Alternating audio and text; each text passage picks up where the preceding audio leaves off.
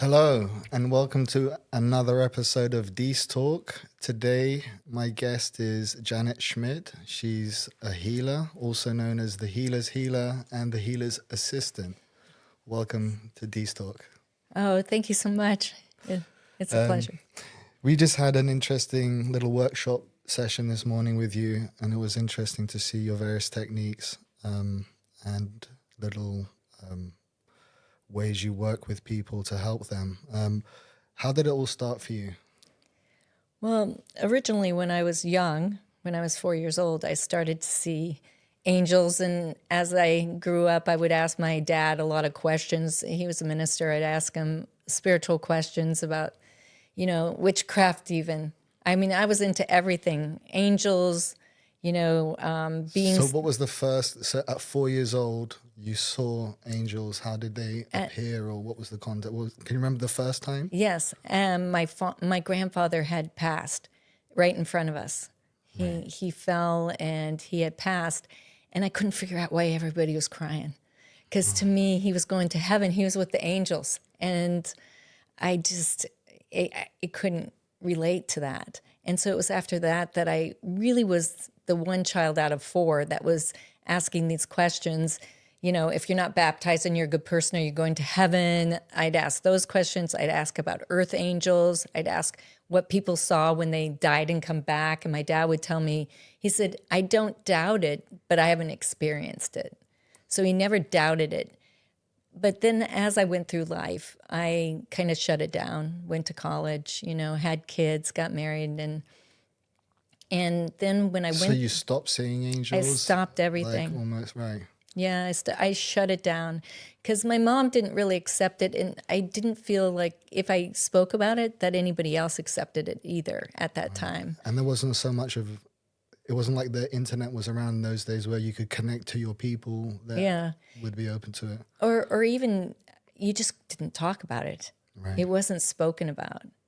Really. It's not like today. Today, if anybody talked about it, people would say, oh, really? They'd be a little bit more interested. Back then, it was a taboo. Right. It was especially really coming from a Christian background, right? Where it's like this is what the rules are, and you can't question it. That's like blasphemy, and to come up with new alternative theories is not really welcomed. Correct. Right. Correct. It's follow that fear line. Yeah. Right. And then, when did it come back into your life? So I ended up getting divorced. My youngest was, I think, 8 or 9 at the time. And I remember being on my knees looking at a picture window. And all of a sudden, these translucent figures came walking right into me, Jesus, Moses, and Elijah. And I was like, whoa, what just happened? And I didn't tell anybody. But at that very moment, I started seeing angels again in the trees and all around. It was, and I kept it to myself for a very long time. And how is one of these visits, like you're walking along, or you're sitting, or you're are you in some kind of altered state, like meditation when they happen? Like that was a point when you were praying, you were kneeling in prayer, which kind of maybe put you in an altered state that allowed them to come in. Is that how it happens when you see them? Or? I think it did that time. But now I don't even have to be. Right. So I think it's it's just normal consciousness. Normal consciousness, I can see it. But it's almost like seeing somebody's aura. You can see people's auras too. And so it's very similar. Everything's energy. Yeah. So I consider it just a form of energy that I see. But it did come back at that time, and I kept it to myself for quite a while. Right. And then how did that evolve from you having contact again into you becoming a healer, or were they giving you messages that were like, let's pass these on to the humans, or what were they? Well, at first it was, I think it was just to make me feel secure. And then I went through a couple other paranormal experiences, what I would say is not a normal experience, like levitating off of tables and having other things happen to me. It was almost like wake up. You're supposed to wake up. and I was letting just regular life happen. But the more I went through that, I became a Reiki master. Even though I was chairman of the board of a nonprofit that helped homeless women get a better education, I was raising funds for an inner city hospital. I was still, kind of proceeding on that path of figuring out energy, how we can heal our bodies, how we can move. And then I ended up being in arbitration. Right.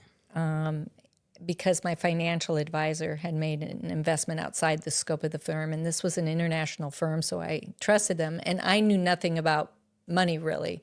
I didn't grow up with money. I was, as a matter of fact, I grew up very challenged. My parents were very challenged, and now here I had the money, but this financial advisor made an investment outside the scope of the firm, and now I'm in arbitration. Because you lost your money. Because he lost my money. He lost a lot of money. And that's never fun going to court. That's quite a draining It was experience. 14 days. Oh, right. It was very long. But during that time, I started looking at my life, and I was looping, what I call looping. And looping is when you have the same people, you have different people, but the same situation happen. And I noticed that it was happening with money, which I call our inherited money consciousness, which we can get into later, but that's what I call it. And I was also looping in relationships and how I saw myself. And so I knew it had to be more than just the energy, which what we're taught from Reiki, or even what Einstein says, which is match the frequency with the reality you wish for, and you can't help but bring it to you. I had to go in and say, okay, but what is this? And so I started checking into epigenetics, and that is basically our imprinting or our coding that we get from our ancestors, which is passed down to our parents. And from our parents, we receive that from the time we're born to about 7 years old. We get their, how they see everything, their mannerisms, everything. And then after that, it's our environment and society that dictates the reality we're going to live. So I started looking first at my family, at my parents. And I came from 8 generations of ministers who signed up to be economically challenged, who didn't have any money to manage, and gave their last cents away. So this gave me a clue. And I'm not saying I honor my ancestors, but I didn't sign up for that. I didn't know that that was my coding, that programming. So that started me investigating everything about me. So I became my first client.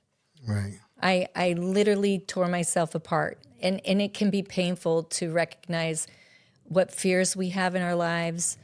And even the fears that maybe I was giving my children, which is, I did apologize to them later, but it's recognizing what's working for you and what's not. And so I went down that rabbit hole.